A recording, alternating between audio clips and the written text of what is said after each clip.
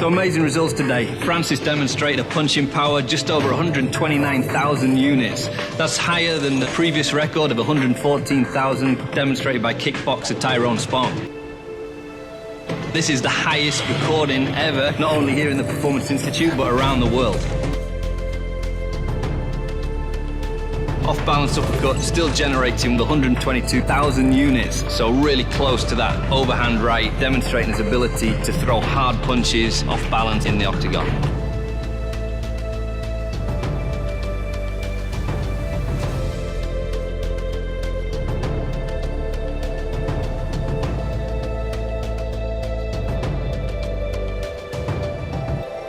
The crazy thing is, when you look at these numbers and compare them to horsepower, that 51,064 foot-pounds per second is equivalent to just under 93 horsepower, which is the same as a small family car. Francis not only shows the highest level of force and power output in punching technique in the UFC heavyweight division, but also across the globe.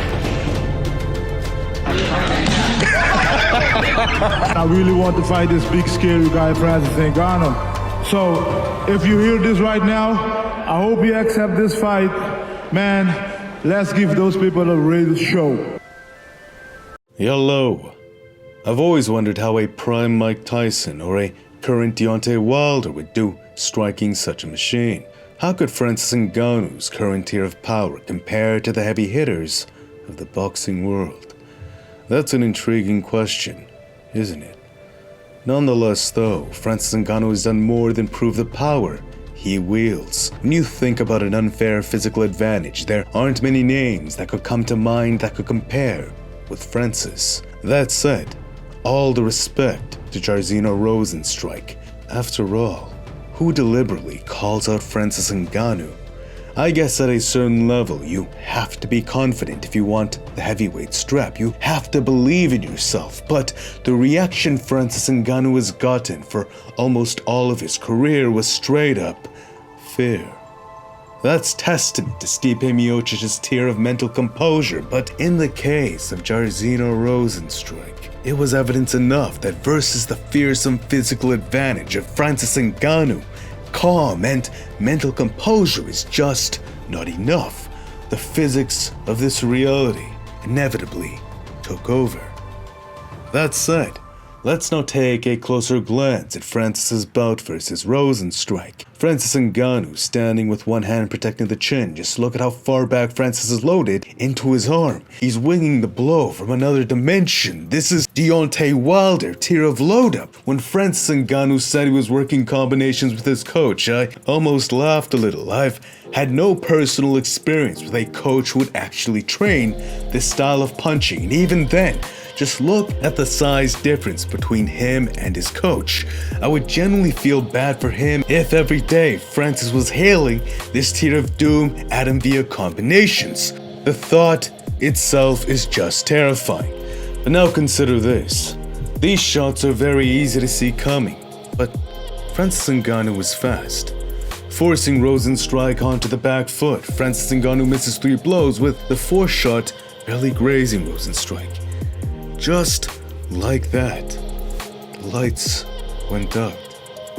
That is insane, especially when you realize Rozenstruik actually has a chin.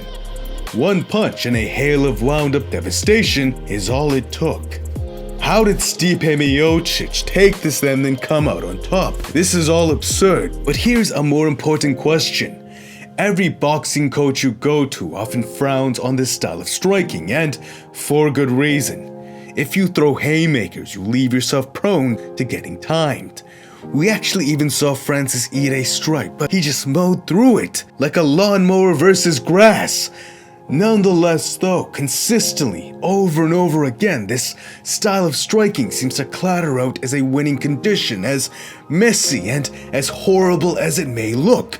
High-level striking is very, very hard. Haymakers are very dangerous and very low skill. They are actually very intuitive, as the human body is built to throw objects.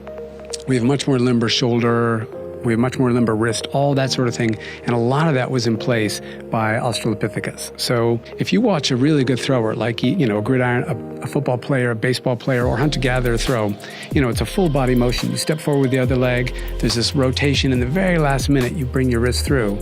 Well, what that does is it creates an enormous amount of elastic energy across your muscles, tendons, and ligaments. And the end of that throw for a human is like the snapping of a rubber band. So chimps can't do that. They're not lined up properly. The force you can generate leveraging our natural body mechanics is not comparable to a more textbook style of striking, nor does it take nearly the same amount of time to make perfect. Thus, it appeared that the only person with a high enough level of boxing to deal with this kind of striking was Stipe Miocic. Even then, he got caught, and even then, you have to respect how good Stipe's wrestling was. Now consider the size of the gloves and how much more difficult it is to block. You need footwork, head movement, but then consider the threat of knees and kicks, which might deter one from developing head movement. It's a perfect storm abusing the possibility for one mistake. Understanding this, even versus an experienced kickboxer, JayJen Rosenstrike, he just was not expecting this. He even timed Francis Ngannou for his recklessness, but the power you get moving forward is much greater in proportion to when you're moving backwards. If JayJen cannot bunt Francis off his forward momentum, and he just wasn't prepared, expecting to handle this rampaging lawnmower coming at him, what's he gonna do? Who is gonna train someone for this? If Rosenstrike doesn't have the footwork to leave the space, and he can't bunt Francis off his momentum, it's as if the outcome was inevitable. For me, the thought of that is just terrifying. If you like more from me, please subscribe and hit the notifications. Thank you if you did. It truly does mean a lot to me. Thank you. Smash the like button if you enjoyed. It's good karma, and until next time, peace.